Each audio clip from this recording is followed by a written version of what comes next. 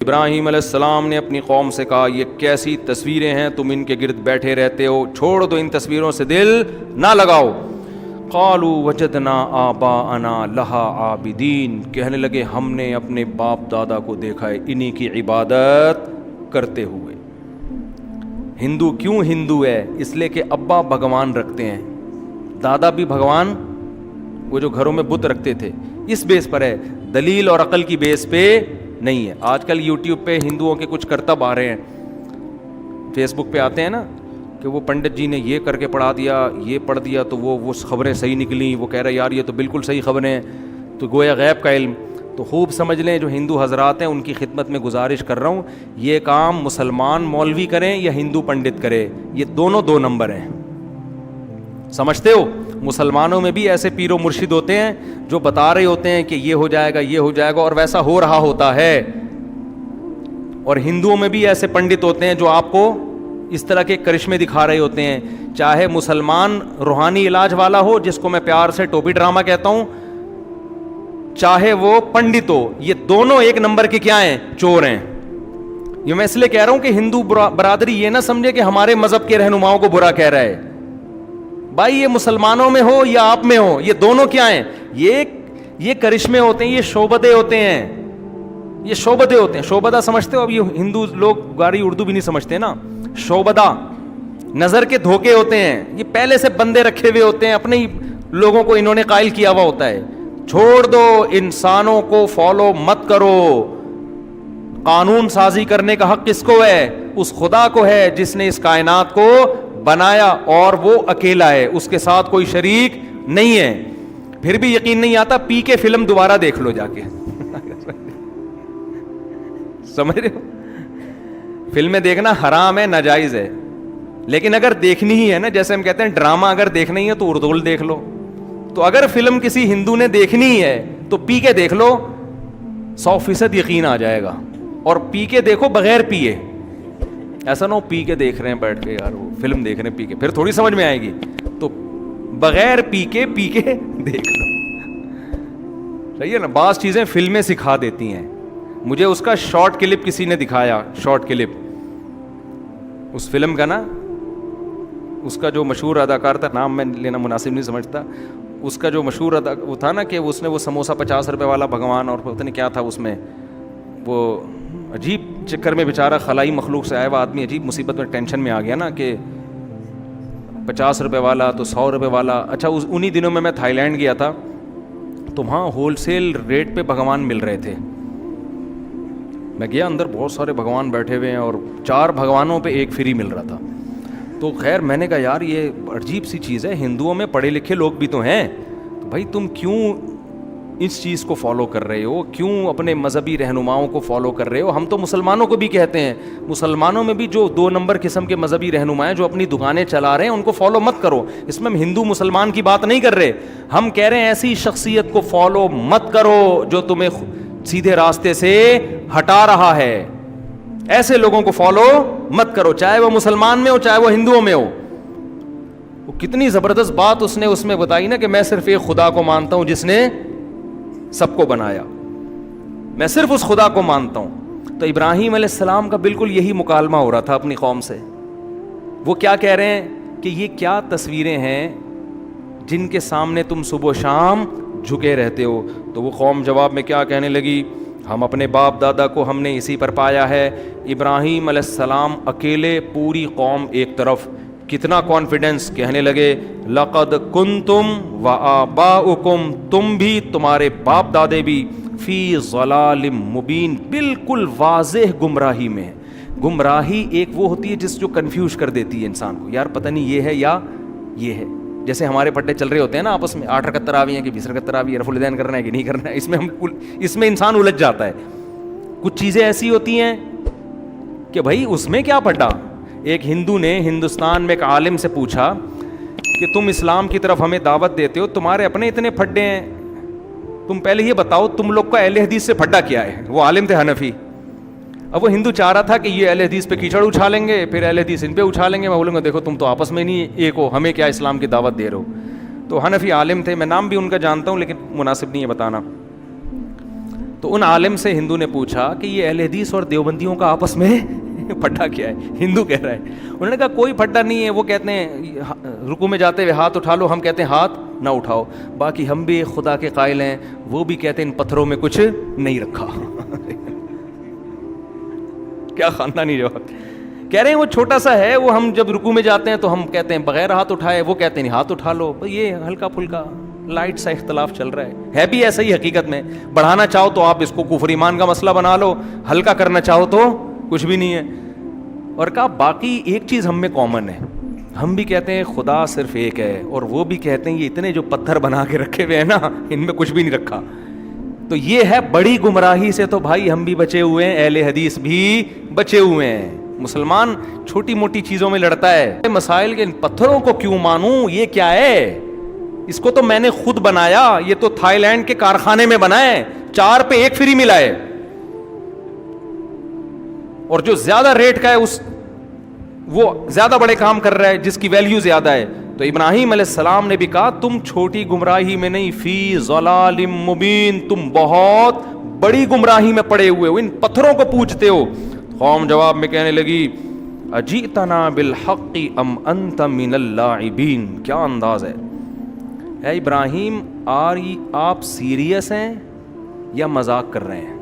یعنی ان کو یہ یقین ہی نہیں تھا کہ ایک نوجوان پوری قوم کے خلاف کھڑے ہو کر اتنے کانفیڈنس سے بات کرے گا کہ تم گمراہی میں ہو. لہذا ان کو پہلی مرتبہ میں تو یقین ہی نہیں آیا. انہوں نے کہا یہ آپ سیریس ہیں؟ وہ میں ایک چٹکلا سناتا ہوں نا, چھوڑو ابھی چٹکلا نہیں, پھر چٹکلوں میں سارا ٹائم نکل جاتا ہے, کہ اے ابراہیم آپ سیریس ہیں یا آپ مذاق کر رہے ہیں؟ ابراہیم علیہ السلام نے کہا نا مذاق نہیں کر رہا, ربکم رب السماوات والارض, ایک خدا ہے جس نے آسمانوں اور زمین کو بنایا, وَأَنَا عَلَىٰ ذَلِكُم مِّنَ الشَّاهِدِينَ, اور میں اس پر گواہی دے رہا ہوں. گواہ کسے کہتے ہیں؟ جس نے اپنی آنکھوں سے دیکھا ہو. گویا میں نے اپنی آنکھوں سے دیکھا ہے, یعنی اتنا یقین ہے جیسے اپنی آنکھوں سے دیکھا, میں تو اس پر گواہی دے رہا ہوں. اشہدو, میں گواہی دے رہا ہوں. تو جو مذاق کر رہا ہوتا ہے وہ گواہی کے لفظ استعمال نہیں کرتا, وہ قسمیں نہیں اٹھاتا. میں حلفیہ بولتا ہوں کہ وہ ایک اکیلا خدا ہے جس نے آسمانوں اور زمین کو بنایا. یہ تو بنے ہوئے ہیں, بنانے والے تھوڑی ہیں. اور پھر ابراہیم علیہ السلام نے دل میں کہا وَتَاللَّهِ لَأَكِيدَنَّ أَصْنَامَكُمْ بَعْدَ أَن تُوَلُّوا مُدْبِرِينَ. تم ابھی جا رہے ہو اپنے کسی فنکشن میں, جب واپس آؤ گے تو میں تمہارے بتوں کی گت بنا کے رکھوں گا. انہوں نے ایک سوچا ورک شاپ کرواؤں میں ان کو, لیکن یاد رکھو یہ ہمارے لیے جائز نہیں ہے, یہ ابراہیم علیہ السلام ہی کے لیے تھا. ایسا نہ ہو آپ کسی ہندو کے مندر میں جا کے بتوں کو آڑا ترشا کر دیں, شریعت میں آپ کو اس کی اجازت نہیں ہے. تو ابراہیم علیہ السلام نے کیا کیا کہ قوم جانے لگی, کوئی میلہ تھا ان کا, قوم نے کہا کہ آپ بھی چلیں, آپ نے کہا میری طبیعت خراب ہے. طبیعت خراب کا مطلب یہ تھا کہ یہ تمہارے بتوں کو دیکھ دیکھ کے میری طبیعت خراب ہے. یہ اس کو کہتے ہیں توریہ, کہ آپ زبان سے کوئی لفظ استعمال کر رہے ہیں, آپ اس کا مطلب کچھ اور لے رہے ہیں, سامنے والا اس کا مطلب کچھ اور. تو انہوں نے چھوڑ دیا, چلو بھائی ٹھیک ہے. تو ابراہیم علیہ السلام نے کیا کیا, جا کے فجعلہم جذاذاً, سارے بتوں کو جتنے اس کے اندر رکھے ہوئے تھے سب کو, کسی کو ٹنڈا کسی کو لنجا کر دیا, کسی کی آنکھ پھوڑ دی, کسی کے کان کاٹ دیا, کسی کے بازو کاٹ دیے. سب کا نا جو مینوفیکچرنگ فالٹ تو ان میں نہیں تھا, لیکن بعد میں سب کو کیا کر دیا, فالٹ. اور جو بڑا والا بت تھا نا جو ذرا مہنگا تھا, وہ بالکل اس کو کچھ نہیں کیا, اس کے کلاڑے میں جا کے اس کے گردن میں جا کے کلہاڑا لٹکا دیا. اب جب وہ لوگ واپس میلے سے آئے ہیں کہنے لگے من فعل ھذا بآلہتنا انہ لمن الظالمین, جس نے ہمارے خداؤں کے ساتھ, بھگوانوں کے ساتھ یہ کیا وہ تو بڑا ظالم ہے. کون ہے؟ تو لوگوں نے کہا بھائی ایک ہی بندہ ان کو برا کہتا ہے جس کا نام ابراہیم ہے, اسی کا کام ہوگا یہ. تو لوگوں نے کہا سب کے سامنے لے کر آؤ تاکہ سب کے سامنے جرم کا اقرار کرے اور اس کو سزا ملے. تو ابراہیم علیہ السلام کو لایا گیا, نوجوان تھے, سب کے سامنے لایا گیا. انت فعلت ھذا بآلہتنا یا ابراہیم, اے ابراہیم آپ نے کیا یہ سب کچھ؟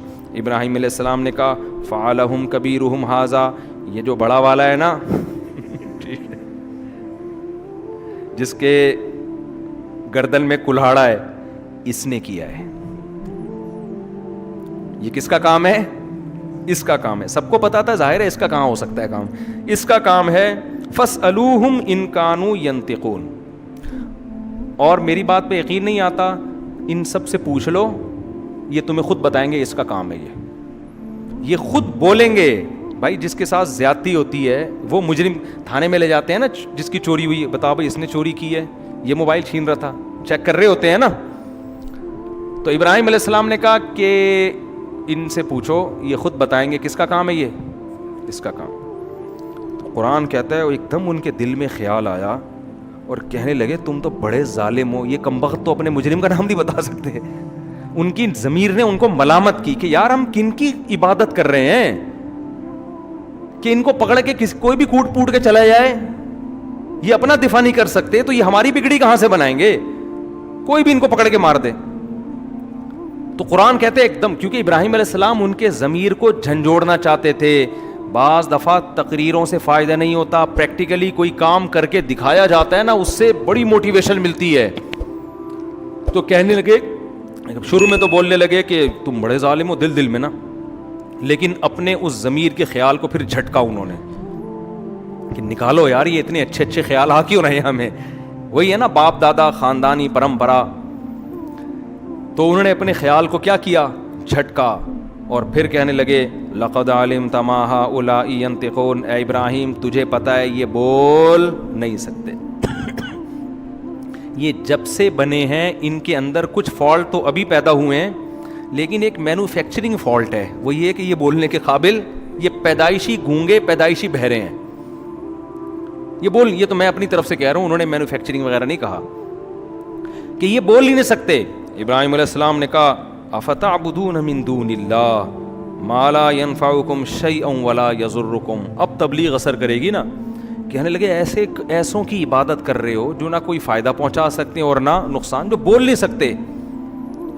افل لکم ولما تعبدون من دون اللہ. تم پر بھی افسوس اور ان بتوں پر بھی افسوس. افلا تعقلون. عقل سے کام کیوں نہیں لیتے؟ کیا ہو گیا تمہیں؟ اب جواب دیکھو، دلائل سے جب جواب نہیں ہوتا نا تو بدماشیاں اور دھمکیاں ہوتی ہیں. دھمکی دینے پر آ گئے، کہنے لگے حرقوہ، ابراہیم کو جلاؤ، وانصروا آلہتکم، اور اپنے خداؤں کی مدد کرو. خدا مدد کرتا ہے یا خدا کو مدد کی ضرورت ہوتی ہے؟ اپنے خداؤں کی مدد کرو. ان کنتم فاعلین، اگر تم نے کچھ کرنا ہے. لوگوں سے کہہ رہے ہیں اس سے بحث بازی مت کرو، بحث میں نہیں تم جیت سکتے. کرنا ہے تو اس کو جلا کے اپنے معبودوں کی مدد کرو. جلاؤ اس لیے کہ تاکہ آج کے بعد کسی کی ہمت نہ ہو. قرآن کہتا ہے قلنا یا نار کونی بردن وسلاما علی ابراہیم. ہم نے کہا اے آگ سلامتی والی اور ٹھنڈی ہو جا ابراہیم پر. چونکہ اللہ نے حضرت ابراہیم سے آگے کام لینا تھا تو ابراہیم علیہ السلام کو اللہ نے آگ سے بچا لیا. اور قرآن کہتا ہے انہوں نے ابراہیم کے خلاف تدبیریں کی، ہم نے ان کو خسارے والا کر دیا. اور ابراہیم علیہ السلام پر ان کی زوجہ ایمان لائی تھیں، حضرت سارہ رضی اللہ عنہا، اور ان کے بھانجے لوط علیہ السلام ایمان لائے تھے. تو اللہ کہتے ہیں ہم نے ابراہیم کو اور لوط علیہ السلام کو ایسی زمین کی طرف نجات دے دی، ہجرت کروا دی جو تمام جہان والوں کے لیے ہم نے اس میں برکت رکھی. یعنی ارض شام اور فلسطین جو بیت المقدس ہے، جو آج متنازع چل رہا ہے، یہاں ابراہیم علیہ السلام اپنی قوم کو چھوڑ کے چلے گئے. پھر قرآن کہتا ہے وَوَهَبْنَا لَهُ إِسْحَاقَ وَيَعْقُوبَ. ابراہیم نے چونکہ قوم کو چھوڑا لہذا اللہ نے ان کو نیک اولادیں دی، ایک اسحاق اور ایک یعقوب. یہ حضرت سارہ سے ہوئی. اور پھر حضرت ہاجرہ جو آپ کی دوسری زوجہ تھیں، ان سے اولاد کیا ہوئی؟ حضرت اسماعیل علیہ السلام ہوئے. تو اللہ نے پھر آپ کی اولاد میں برکت دی. کیوں؟ اللہ کے لیے خاندان چھوڑا تو اللہ نے اپنا خاندان دے دیا. سمجھتے ہو کہ نہیں سمجھتے؟ اس لیے اگر کسی کا خاندان بہت بے دین ہے، وہ اس کو شریعت پہ چلنے نہیں دے رہا، الگ سے شادیاں شروع کر کے اپنا خاندان بنانا شروع کر دو اور ان کی اپنے حساب سے تربیت شروع کر دو. مجھ سے لوگ اکثر آ کے کہتے ہیں ہماری اماں ابا ہمیں 30-35 سال کے ہو گئے ہمیں شادی نہیں کرنے دے رہے، تو کیا کرے، خاندان کٹ جائے گا. میں نے کہا خاندان تو آپ کا کیسے کٹ جائے گا؟ آپ شادی کرو، بچے ہو جائیں گے، آپ کا اپنا خاندان ہو جائے گا. اور اگر 4 کر کے بچے پیدا کرو گے تو آپ کا خاندان آپ کا ایک جز بن جائے گا. یعنی آپ کا اتنا بڑا خاندان ہوگا کہ آپ اس خاندان کا پارٹ نہیں ہوں گے, آپ کا خاندان آپ کے خاندان کے پارٹ ہوگا. سمجھ رہے ہو؟ تو یہ بڑی بہترین پیکج ہے جو لوگوں کی سمجھ میں آتا نہیں ہے. حضرت ابراہیم نے یہی کیا کہ حضرت سارہ سے شادی کی اور حضرت ہاجرہ سے اپنا خاندان, اور ایسے نیک صالح اللہ نے بچے دیے, 3 پیغمبر, 2 پیغمبر اسحاق اور اسماعیل, اور اسحاق کے بیٹے پھر یعقوب, اور یعقوب کے پھر یوسف, اور ان کے بیٹے پھر مصر میں حکومت, پھر انہی میں موسیٰ علیہ السلام پیدا ہو رہے ہیں, داؤد علیہ السلام پیدا ہو رہے ہیں, سلیمان علیہ السلام پیدا ہو رہے ہیں, کتنے زکریا علیہ السلام, حضرت مریم, عیسیٰ علیہ السلام. یہ ساری قربانیوں کا صلہ تھا جو اللہ نے اولاد کی صورت میں ابراہیم علیہ السلام کو دیا. آج بھی قربانی دو, اللہ نیک صالح اولادیں دے گا انشاءاللہ. یہ نہیں کہ ماں باپ کو چھوڑ کے بھاگ جاؤ, یہ مطلب نہیں ہے. مطلب یہ کہ غیر شرعی کاموں میں اپنے خاندان کو فالو مت کرو. خیر ابراہیم علیہ السلام نے تو اس لیے چھوڑ دیا نا کہ ان کو قتل کی کوشش کر رہے تھے, ورنہ وہ ابراہیم علیہ السلام تو وہیں تھے. جلدی بس میں یہ آیت مکمل کرتا ہوں. اللہ کہتے ہیں ہم نے ان کو ہبہ کر دیے اسحاق اور پوتے دیے یعقوب, اور ہم نے سب کو نیک بنایا, اور ہم نے ان کی اولادوں میں امام پیدا کیے جو لوگوں کو ہمارے حکم سے سیدھے راستے کی تلقین.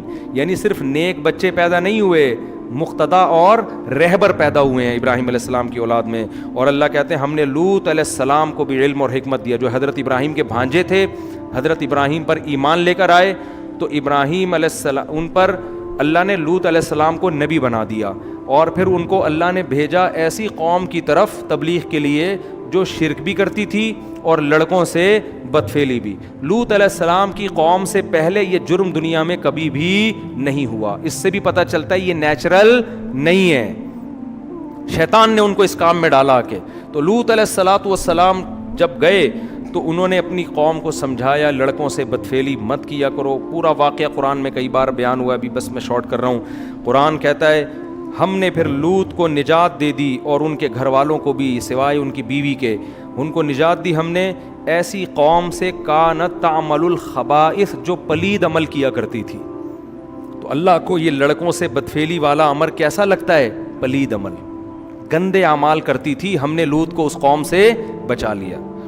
اور کیوں؟ انہ وادخلناہ فی رحمتنا, اور ہم نے لوط کو اپنی رحمت میں داخل کر دیا کیونکہ وہ نیک لوگوں میں سے تھے. اب جلدی 2-4 منٹ میں بیان کرتا ہوں کہ قرآن کہہ رہا ہے کچھ پیغمبر ایسے آئے جن پر بڑی مشکلات تھیں, انہوں نے مشکلات میں ہمیں پکارا, کسی بت کو نہیں پکارا, مزاروں پہ نہیں گئے, سیدھا انہوں نے اللہ سے دعائیں مانگی اور اللہ نے ان کی پکار کو پورا کیا. تو یہاں سے شروع کرتا ہے قرآن, نوحن اذ نادی من قبل, نوح علیہ السلام 950 سال تبلیغ کرتے کرتے قوم نے ٹینشنیں دیں, نوح نے ہمیں پکارا کہ اللہ اس قوم سے نجات دے دے مجھے. فاستجبنا لہ, ہم نے ان کی پکار کو سنا. فنجیناہ واہلہ من الکرب العظیم, ان کو اور ان کے گھر والوں کو بہت بڑے عذاب سے ہم نے بچا لیا, بہت بڑے عذاب سے مراد یہ کہ جو ٹینشن قوم نے دی ہوئی تھی. اور وداؤد و سلیمان, اور اے نبی داؤد اور سلیمان کا بھی تذکرہ کریں. ایک کھیت میں بکری نے گھس کے کچھ نقصان کیا تو کیس آیا داؤد اور سلیمان علیہ السلام کے پاس. حضرت داؤد نے جو فیصلہ کیا اس کے بجائے آپ کے بیٹے حضرت سلیمان کا فیصلہ زیادہ اچھا تھا. تو قرآن نے ان کی تعریف کی کہ بیٹے نے جو کام کیا وہ باپ کے فیصلے سے بھی اچھا. لیکن قرآن کہتے ہیں ہم نے دونوں کو علم دیا, اور ہم نے داؤد علیہ السلام کے لیے پہاڑوں کو مسخر کر دیا اور پرندوں کو بھی. پرندے اور پہاڑ, داؤد علیہ السلام جب تسبیح پڑھتے تو پرندے بھی اور پہاڑ بھی ان کے ساتھ لا الہ الا اللہ کا ذکر کرتے. یہ معجزہ تھا داؤد علیہ السلام کا. یہ معجزے کیوں ملے یہ میں پہلے درسوں میں بیان کر چکا ہوں. داؤد علیہ السلام کی بہادری تھی نا, جالوت کو قتل کیا تھا انہوں نے, بھول گئے کیا آپ لوگ؟ اچھا آگے قرآن کہہ رہا ہے وَعَلَّمْنَاهُ صَنْعَةَ لَبُوسٍ لَكُمْ, اور ہم نے ان کو زرہیں بنانا سکھایا داؤد علیہ السلام کو جنگوں کے لیے. تلواریں اثر نہ کریں, لوہے کے لباس, لوہے کی ٹوپیاں بناتے تھے داؤد علیہ السلام. لوہا ہاتھ میں پگھلا دیا تاکہ سخت لڑائیوں میں یہ لوہا کام آئے. دیکھو اللہ نے کیسے اسباب کے ساتھ جوڑا ہے نا جہاد کو. اللہ یہ بھی کر سکتا تھا اے داؤد ہماری مدد آپ کے ساتھ ہے, آپ کو کیا جنگی ٹوپی کی اور جنگی ڈریس کی ضرورت ہے, آپ جائیں ایسے ہی جائیں, اللہ کی مدد خود بخود آسمان سے اترے گی. بھائی جو آپ کر سکتے ہیں آپ کو کرنا پڑے گا. جب میدان میں تیر چلتے ہیں, تلواریں چلتی ہیں تو گوشت پہ لگیں گی تو گوشت کٹے گا, تو اس کے لیے ڈیفینس ہے. ہمارے نبی بھی جنگی ٹوپیاں پہن کے میدان جہاد میں جاتے تھے. آج گارڈ رکھنے کو توکل کے خلاف لوگ سمجھتے ہیں, اور اسلحہ رکھنے کو توکل کے خلاف سمجھتے ہیں تو یہ پاگل ہونے کی بہت بڑی دلیل ہے. ہمارے نبی صلی اللہ علیہ وسلم جب فتح مکہ میں داخل ہوئے نا جنگ میں, تو آپ صلی اللہ علیہ وسلم نے عام معافی کا اعلان کیا, لیکن کچھ لوگوں کے بارے میں کہا جہاں پاؤ قتل کر دو. تو ابن خطل تھا غالباً, ایک بڑا بدبخت صحابی نے کہا یا رسول اللہ وہ غلاف کعبہ سے پکڑا ہوا ہے اس نے اور پناہ مانگ رہا ہے. تو آپ اپنی جنگی ٹوپی اتار رہے تھے, اس وقت جنگ ختم ہو گئی تھی نا, اور آپ نے فرمایا کہ وہیں قتل کر دو اس کو. تو یہ بھی ہمارے نبی کی سیرت کا ایک پہلو ہے کہ ہر بدماش کو آپ نے معاف نہیں کیا, عام معافی دی. کچھ ایسے بڑے بدبخت تھے ان کو آپ نے معاف نہیں کیا, سمجھتے ہو. تو تبھی کہتے ہیں نا, نہ اتنے میٹھے بنو کہ لوگ کھا کے ختم کر دیں, نہ اتنے کڑوے بنو کہ لوگ تھوکنا شروع کر دیں. اخلاق کی بھی ایک باؤنڈری ہے اور انتقام کی بھی ایک باؤنڈری ہے. اصل تو معاف کرنا ہی ہے, افضل تو یہی ہے, لیکن اس کی بھی ایک لمٹ ہے. خیر, ہمارے نبی جنگی ٹوپی پہنا کرتے تھے میدان جہاد میں تاکہ سر پہ تلوار اثر نہ کرے.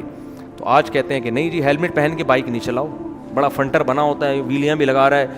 ہم بچپن میں کبھی ڈیفینس جاتے تھے, وہ لڑکوں کی ریسنگ ہو رہی ہوتی تھی, تو ایک ویلی لگا رہا تھا, سر کھل گیا اس کا, بہت بڑا فنٹر بنا ہوا تھا کہ 3 دفعہ سر کھلا تھا اس کا. سر کھلنا سمجھتے ہیں, نیچے گرا اور سر پھٹ گیا. اس کے ابا نے پھر پابندی لگائی, پھر بھی لگا رہا تھا ویلی. اب تک میرا خیال ہے انا للہ ہو چکا ہوگا. ایک اور ہمارے سامنے اللہ نے بائک کی سیٹ بنائی ہے بیٹھ کے چلانے کے لیے, وہ پائیدان پہ بیٹھ کے چلا رہا ہے. ڈیفینس میں ہم نے دیکھا, وہ نہیں سی وی یو پہ جو آپ کہہ سکتے ہیں غلط تھا تو دیکھنے کیوں گئے. تو بھائی احمقوں کو دیکھنے کا اپنا مزہ ہے, دیکھنا غلط تھوڑی ہے, دیکھ لو بھائی.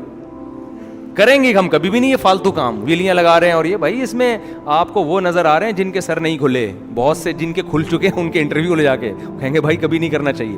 تو کیا تھا کہ وہ نا پائیدان پہ بیٹھ کے بائک چلا رہے ہیں, ایسے نہیں جہاں پاؤں رکھتے ہیں, بڑے شو مار رہا ہے. وہیں ہم 4 دوست بیٹھے ہوئے, ہم نے کہا یار یہ کام کرنا ٹھیک نہیں ہے. میں بھی یہ کہہ رہا یار یہ شو بازی ہے, اپنی جان کو خطرے میں نہیں ڈالنا چاہیے. کچھ لڑکے کہہ رہے ہیں نہیں بھائی کچھ بننے کے لیے کچھ کرنا پڑتا ہے. اب میری بحث چل رہی ہے نا, میں کہہ رہا ہوں بس یہ دیکھنے کی حد تک ٹھیک ہے, آؤ انجوائے کرو نکل لو, کرنا نہیں ہے یہ کام کبھی. کچھ میرے ہی دوست تھے وہ کہہ رہے نہیں بھائی یہی تو ہوتا ہے, انسان ترقی ایسے ہی تو کرتا ہے. اللہ کی قدرت, آگے گئے اسپیڈ بریکر آیا اس کو نظر نہیں آیا, دھڑام سے وہ نیچے گرا, ہم بھاگ کے گئے, انا للہ اس کا ہو چکا تھا. لگ ایسا رہا تھا, مجھے یقین نہیں ہے کیونکہ بے ہوش, بالکل سانس بھی نہیں آ رہا تھا. ایمبولینس آئی ہے اس میں ڈال کے لے کر گئے, پتہ نہیں اللہ کرے زندہ ہو گیا ہو, لیکن بظاہر لگ نہیں رہا تھا. میں نے کہا دیکھ لو بڑا آدمی بننے کے لیے قبرستان جانا پڑتا ہے. تو اس لیے انسان کے بچے بنو, کوئی وہ کام کرو جو بہادری کے جوہر دکھانے, تو جاؤ میدان جنگ میں جا کے دکھاؤ نا, جہاں کچھ فائدہ تو ہو اس بہادری کا. یہاں ویلی لگا کے بہادری کا کیا فائدہ ہے آپ کو؟ 2-4 لڑکیاں مر جائیں گی آپ کے اوپر, اور وہ بھی جب تک مریں گی جب تک آپ کا سر پھٹے گا نہیں. جس دن آپ کے سر پہ 4-5 ٹانکے آ گئے وہ بھی ریجیکٹ کر دیں گے, بھائی پرے ہٹو. تو اس لیے ایسے کام کرو جو انسان پہ سوٹ کرتے ہیں. خیر بس جلدی سے ختم کروں میں. قرآن کہتا ہے کہ ہم نے سلیمان علیہ السلام کے لیے ہواؤں کو مسخر کر دیا, جنات کو سلیمان علیہ السلام کا تابع بنا دیا, سمندروں میں غوطے لگاتے تھے اور ہیرے جواہرات لے کر آتے تھے. اور کیا تھا, ایوب اذ نادى ربہ, ایوب کو بھی یاد کرو جب کئی سال بیماری میں مسلسل اتنی خطرناک بیماری میں پڑے رہے ہیں, بالآخر اللہ نے ان کی دعا قبول کی. انہوں نے کہا ربی انی مسنی الضر, اے اللہ مجھے بہت پریشانیاں پہنچ گئی ہیں, وانت ارحم الراحمین, تو سب سے زیادہ رحم کرنے والا ہے, میری مدد کر. فاستجبنا لہ, اللہ کہتے ہیں ہم نے آپ کی مدد کی, آپ کی پریشانیوں بیماری کو بھی دور کیا اور آپ کو آپ کا اہل و عیال بھی واپس لوٹا دیا. اور پھر اللہ نے حضرت اسماعیل ادریس علیہ السلام کا ذکر کیا اور ذوالکفل علیہ السلام کا, اور 2 بس مختصر. پھر اللہ نے یونس علیہ السلام کا تذکرہ کیا کہ مچھلی والے کا بھی تذکرہ کرو. جب اندھیروں میں مچھلی نے اپنے پیٹ میں نگلا تو فنادا فی الظلمات, کئی اندھیرے, رات کا اندھیرا, آسمان پہ بادلوں کا اندھیرا, سمندر کی لہروں کا اندھیرا, سمندر کی تہہ کا اندھیرا, اور مچھلی کے پیٹ کا اندھیرا. اس میں اللہ کو پکارا, اے اللہ میں تیری پرمیشن کے بغیر قوم کو چھوڑ کر آ گیا, یہ تیرا، تو ہر عیب سے پاک ہے، یہ سزا مجھے میری غلطی کی وجہ سے ملی ہے، سبحانکا تو عیب سے پاک ہے، انی کنت من الظالمین میں ہی ظالمین میں سے ہوں. کیا مطلب؟ میں اپنی غلطی کا اعتراف کرتا ہوں. قرآن کہتا ہے فاستجبنا لہ، ہم نے ان کی پکار کو سنا، ونجیناہ من الغم، اور ہم نے ان کو غم سے نجات دی. کہاں گئے وظیفے بھائی؟ یونس علیہ السلام نے کوئی وظیفے کیوں نہیں پڑھنا شروع کر دیے وہاں بیٹھ کے؟ پیغمبروں میں آپ کو وظیفے نہیں ملیں گے، دعائیں ملیں گی، دعائیں. آج یہی لا الہ الا انت سبحانک انی کنت من الظالمین جو ہے نا 1000 دفعہ پڑھ لیں گے، جائز ہے، میں منع نہیں کر رہا. ادھر ادھر گانے بجانے سے تو بہتر ہے کچھ اللہ کا نام وظیفوں کے طور پہ پڑھ لو. لیکن جو روح کیا ہے، روح یہ نہیں ہے کہ آپ پڑھو، روح یہ ہے کہ مانگو. یونس علیہ السلام نے لا الہ الا انت کا وظیفہ نہیں پڑھا، بلکہ اللہ سے دعا مانگی عاجزی کے ساتھ کہ مجھے بچا لے اس غم سے، تو اللہ نے بچا لیا. پھر قرآن کہتا ہے اور زکریا کا بھی تذکرہ کریں، بڑھاپے میں بیوی بانجھ اور اللہ سے دعا مانگ رہے ہیں، اے اللہ مجھے اکیلا نہ چھوڑ، تو بہترین وارث ہے، مجھے بھی کوئی وارث دے دے. اللہ کہتے ہیں فاستجبنا لہ، ہم نے ان کی پکار کو قبول کیا. بڑھاپے میں ووہبنا لہ یحییٰ، ہم نے ان کو یحییٰ علیہ السلام دیے، اور ہم نے ان کی بیوی کو صحت دے دی، بانجھ پن دور کر دیا، بڑھاپا بھی ختم کر دیا. کیوں؟ یہ ایسے عجیب و غریب کام ان کے لیے کیوں ہو رہے تھے بھائی؟ نارمل لوگوں کے لیے عام طور پر ایسا ہوتا نہیں ہے بڑھاپے میں اولاد مل رہی ہو. قرآن کہتا ہے انہم کانوا یسارعون فی الخیرات، زکریا علیہ السلام اور ان کی بیوی نیکیوں میں ایک دوسرے سے آگے بڑھتے تھے، صدقات و خیرات میں، نماز میں، عبادت میں، تلاوت میں، یہ ایک دوسرے سے آگے. وَيَدْعُونَنَا رَغَبًا وَرَهَبًا، اور یہ ہمیں اللہ کی امید اور خوف سے دعائیں مانگا کرتے تھے ہم سے. تو اس سے کیا پتہ چلتا ہے؟ وَكَانُوا لَنَا خَاشِعِينَ، اور ہم سے ڈرتے تھے. اس سے پتہ چلتا ہے جس گھر میں اللہ کی عبادت ہو، صدقات و خیرات کا معمول ہو، اور جس گھر میں دعائیں مانگنے کا معمول ہو، تو پھر ان کے ساتھ اللہ تعالیٰ ایسے معاملات کرتے ہیں جو دوسروں کے ساتھ نہیں کرتے.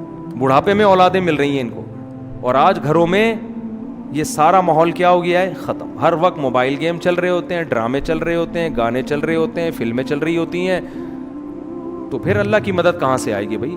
جو اللہ کی خاطر گناہوں سے بچتے ہیں، گھر میں عبادت کا ماحول ہوتا ہے، تو اللہ ان کے ساتھ ایسے کام کرتے ہیں، ایسا پروٹوکول دیتے ہیں تو دوسروں کے ساتھ نہیں. بس ایک آیت پڑھ کے بیان ختم کرتا ہوں. ابراہیم علیہ السلام کو جب بڑھاپے میں اولاد کی خوشخبری ملی ہے نا، قرآن کہتا ہے کہ فرشتے جب ابراہیم علیہ السلام کے پاس آئے انسانی شکل میں، بچڑا سامنے رکھا، فرشتوں نے کھایا نہیں. ابراہیم علیہ السلام گھبرا گئے کہ یہ دشمن تو نہیں ہے. انہوں نے کہا نا نا نا، ہم تو اللہ کے فرشتے ہیں، ہم کھانے کی ہمیں رغبت نہیں، یہ تو ہمارے لیے پتھر ہے. ابراہیم علیہ السلام کی جو زوجہ تھی نا، بوڑھی، وہ حضرت سارہ، وہ دروازے پہ کھڑی ہوئی تھیں. بوڑھی عورتیں جو ہے نا، وہ دروازے پہ کان لگا کے سن رہی ہوتی ہیں. اگر ان کو خطرہ ہوتا ہے کہ پتہ نہیں کوئی، کیونکہ انہوں نے دیکھا نا اجنبی بندے ہیں. ویسے اصولی طور پر کوئی بندہ آپ کے شوہر کے ساتھ بات کر رہا ہوں نا، تو عورت کو چاہیے کان لگا کے نہ سنے. خواتین سن رہی ہوتی ہیں، دیکھو کوئی دوسری شادی کی بات تو نہیں چل رہی کہیں. موبائل میں بھی جھانک رہی ہوتی ہیں کہ یہ ستار واقعی ستار ہے، کائنات تو نہیں ہے کہیں یہ. تو تجسس کرنا اچھا کام نہیں ہے. لیکن حضرت ابراہیم کی زوجہ دروازے پہ کیوں کھڑی ہوئی ہیں؟ خوف تھا نا کہ پتہ نہیں کوئی دشمن تو نہیں آئے ہیں، کون ہیں یہ لوگ، کبھی دیکھا بھی نہیں ان کو اس علاقے میں، اور بڑے خوبصورت جوان. تو انہوں نے کہا ہم اللہ کے فرشتے ہیں اور آپ کو اولاد کی خوشخبری سنانے کے لیے آئے ہیں کہ اللہ آپ کو بیٹا دے گا، اسحاق، اور پھر بیٹے کا بھی بیٹا ہوگا، پوتا بھی ہوگا. ان کا نام کیا ہوگا؟ یعقوب. بیٹے کی بھی خوشخبری اور پوتے کی بھی. تبھی تو حضرت ابراہیم نے حضرت اسحاق کی بالغ ہوتے ہی شادی کرا دی تھی. ٹھیک ہے نا، ان کو پتا تھا کہ اللہ ان سے بھی اولاد دے گا مجھے. تو بچوں کی جلدی شادیاں کرا دیا کرو، اس سے یہ ہوگا کہ وہ جو پوتا ہوتا ہے نا، وہ بھی آپ ہی کی اولاد ہوتا ہے. سمجھتے ہو؟ لوگ کہتے ہیں تو میرے بچے کے بچے ہیں، تو آپ کے بھی تو ہیں نا وہ. تو بچوں کی جلدی شادی کرانے میں بڑا فائدہ کیا ہے؟ آپ کو بھی اولاد مل جاتی ہے. خیر، تو اب جب ابراہیم علیہ السلام کی زوجہ نے یہ سنا کہ فرشتے کہہ رہے ہیں کہ آپ کو اولاد ملے گی, تو قرآن کہتا ہے وہ اندر آئیں فسقت وجہہا, ایسے ماتھے پہ یوں, جیسے عورتیں نہیں کہتی ہائے ناس کیسی باتیں کر رہے ہو, کہنے لگی یا ویلتا, ہائے کمبختی, ہائے ناس, الیدو, میرے اولاد ہوگی, میں اتنی بوڑھی, میرے اولاد ہوگی, وانا عجوز, میں تو بڈھی ہو چکی ہوں. عجوز کہتے ہیں بالکل بڑھاپے کی انتہا کو پہنچی ہوئی. وہذا بالی شیخا, اور یہ میرا شوہر یہ بھی بڈھا ہے بھائی, اشارہ کر رہی ہیں ہاذا اشارے کی طرح, یہ بوڑھا اس کی اولاد ہوگی اور میں بھی, اور پھر ایسے نا ماتھے پہ یوں کر کے مارا ہے اور کہنے لگے ناس ہو تمہارا, تباہی ہے. تو اتنا تعجب ان کو ہو رہا تھا یہ کس طرح کی, ابھی تک تو خاموش کھڑی ہوئی تھی, بھائی ٹھیک ہے بچڑا نہیں کھا رہے, چلو سمجھ میں آتا ہے, اور جو ہے اجنبی لوگ ہیں, لیکن ابھی تک کوئی ٹینشن بھی نہیں دی. اب جو آگے باتیں شروع کر دی ہیں کہ اولاد ہوگی, تو یہ حضرت ابراہیم کی زوجہ سے یہ بات ان کی سمجھ میں نہیں آئی, یہ کیسی بات ہے. اب تو